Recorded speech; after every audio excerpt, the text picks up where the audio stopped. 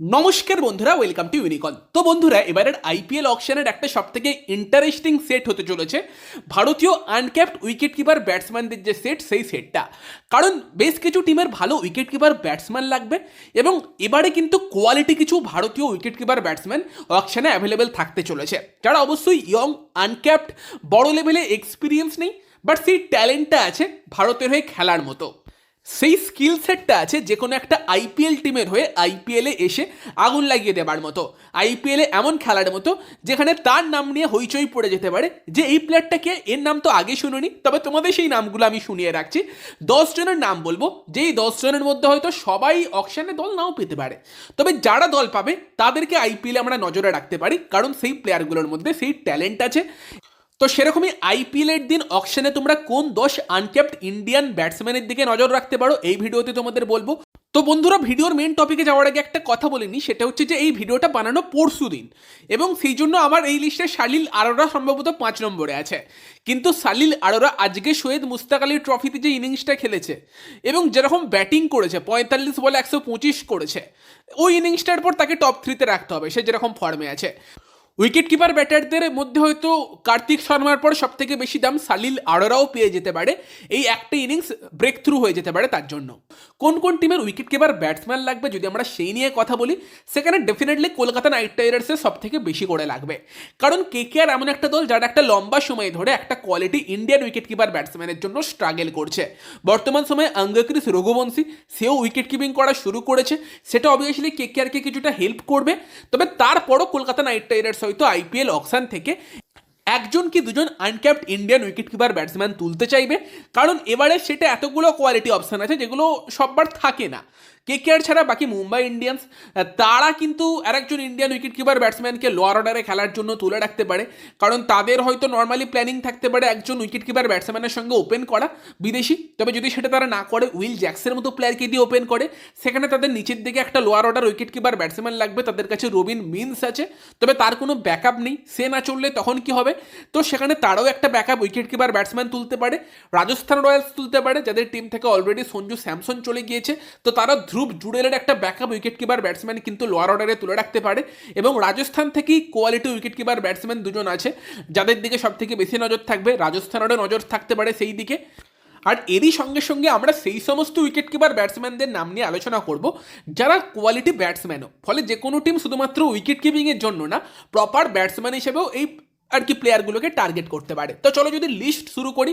লিস্টে 1 নম্বরে যার নাম থাকবে রাজস্থানের কার্তিক শর্মা। তো রাজস্থানের এই 19 বছর বয়সী উইকেট কিপার ব্যাটসম্যানকে নিয়ে সব থেকে বেশি হাইপ কেন?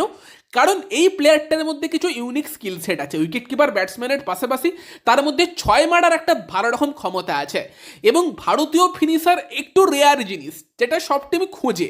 এবং এই কার্তিক শর্মা উইকেট কিপার ব্যাটিংয়ের পাশাপাশি 5, 6 বা 7 সেই সব জায়গায় ব্যাটিং করার জন্য একদম আদর্শ অপশান। তার সঙ্গে সঙ্গে তার মধ্যে একটা ভালো সিক্স হিটিং এবিলিটি আছে। যে কোনো টিমে এই টাইপের ট্যালেন্টকে নিজেদের দলে রাখতে চায়, এবং সেই কারণেই শুধুমাত্র উইকেট কিপার লিস্টে না, অ্যাজ এ প্রপার ব্যাটসম্যানও তার কিন্তু ডিম্যান্ড থাকবে, এবং একটা ভালো দামেই সে বিক্রি হবে, এটা আমি পার্সোনালি এক্সপেক্ট করছি। দেন 2 নম্বরে যার কথা বলবো, আরও এক রাজস্থানের উইকেট কিপার ব্যাটসম্যান মুকুল চৌধুরী। এই প্লেয়ারটাও সৈয়দ মুস্তাক আলী ট্রফির শেষ দিকে রাজস্থান টিমে এসেছে। কার্তিক শর্মাকে রেস্ট দিয়ে তাকে রাজস্থান খেলিয়েছিল, তবে যতটুকু তাকে দেখেছি ভীষণ ভীষণ ইমপ্রেসিভ। মুকুল চৌধুরী, সেও কিন্তু নর্মালি 4 বা 5 ব্যাট করার জন্য আদর্শ অপশান, এবং এই মুকুল চৌধুরীও কেকেআরের মতো টিমের জন্য একটা ভালো অপশান কেন হতে পারে, কারণ গত বছর আমরা দেখেছিলাম কলকাতা নাইট রাইডার্স মিডিল অর্ডারে একজন স্পিন ব্যাসারকে মিস করছিল, যে স্পিনারদের দাঁড়িয়ে দাঁড়িয়ে 6 মারতে পারে, বাউন্ডারি মারতে পারে। আর মুকুল চৌধুরীর সব থেকে পারফেক্ট জিনিস ওটাই লেগেছে যতটুকু খেলা দেখেছি, স্পিনার এগেনস্টে খেলাটা খুব ভালো, স্পিনারদের বড় বড় হিট মারতে পারে।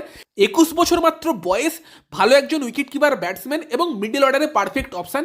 কেকেআরের মতো দলের জন্য কিন্তু মুকুল চৌধুরীও হতে পারে। তো সেখানে কিন্তু মুকুল চৌধুরী আরও একটা কোয়ালিটি অপশান রাজস্থান থেকে।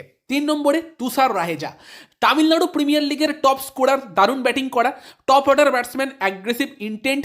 সৈয়দ মুস্তাক আলী ট্রফি যতটা ভালো এক্সপেক্ট করেছিলাম অতটা ভালো যায়নি, বাট তার মধ্যেও সেই লেভেলের ট্যালেন্ট আছে।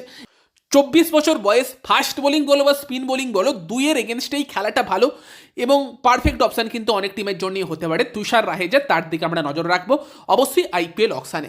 4 নম্বর যে নামটা বলবো, দিল্লির তেজস্বী ধাইয়া।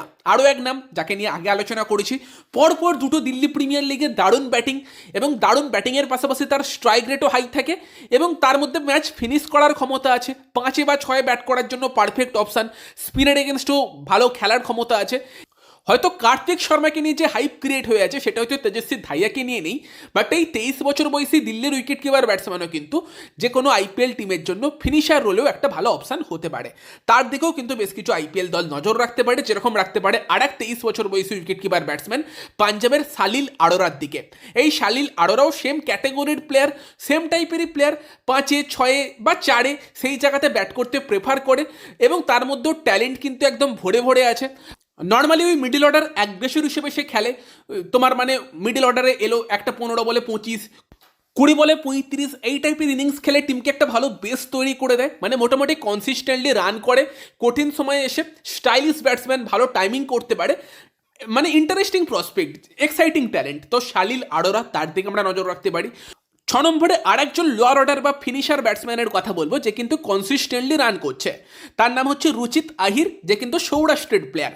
তো এই সৌরাষ্ট্রের রুচিত আহির কিন্তু সৈয়দ মুস্তাক আলী ট্রফিতেও এই মরশুম ভালো খেলছে। 160-এর স্ট্রাইক রেটে 40-এর অ্যাভারেজে রান করছে, যেটা একজন লোয়ার অর্ডার ব্যাটসম্যানের জন্য বেশ ভালো স্ট্যাটিস্টিক্স। এবং গত বছরও আই থিঙ্ক ভালো খেলেছিল, কন্টিনিউয়াসলি কিন্তু ওই জায়গাতে মানে খেলে যাচ্ছে, ভালো রান করছে। তো সেখানে ইন্টারেস্টিং প্রসপেক্ট কিন্তু রুচিত আহিরও। দেখা ইন্টারেস্টিং হবে, অনেকগুলো ভালো কোয়ালিটির লোয়ার অর্ডার ব্যাটসম্যান কিন্তু আছে। কার্তিক শর্মা, মুকুল চৌধুরী, তেজস্বী ধাইয়া, সালিল আরোরা, রুচিত আহির বা ভান্স বেদির, যার কথা পরে বলছি।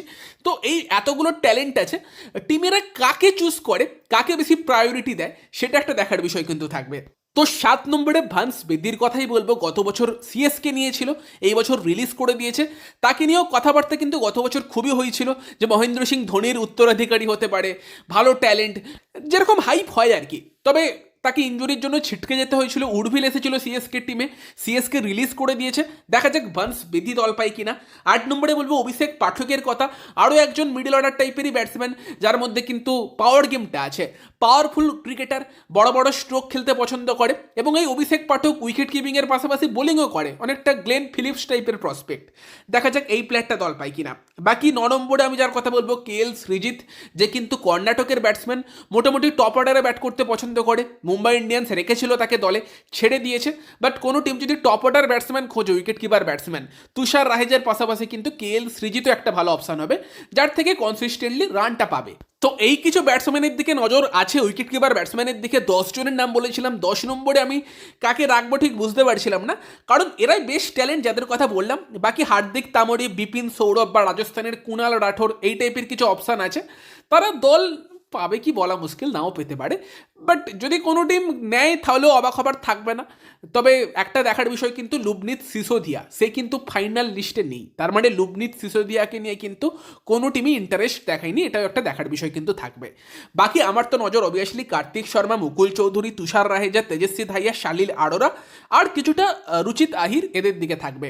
এই 6 জনের মধ্যে থেকে 2 জনকে কেকেআর টিমে পেয়ে গেলে আমি তো খুশি হব। বিশেষ করে কার্তিক শর্মা, মুকুল চৌধুরীর মধ্যে একজন এলে কেকেআরের জন্য সেটা আদর্শ সুইটেবল একটা অপশান হতে পারে। বাকি তোমরা জানিও, তোমরা কাকে কেকেআর দলে দেখতে চাও, কমেন্টে জানিও। ভিডিওটা ভালো লাগলে ভিডিওটাকে লাইক করে দিও, শেয়ার করে দিও। আমাদের চ্যানেলে প্রথমবার এলে চ্যানেলটিকে সাবস্ক্রাইব করে তার পাশের বেল আইকনটাকে অন করে দিও। তো চলো গাইস, এই ভিডিওতে এই পর্যন্তই। Bye bye.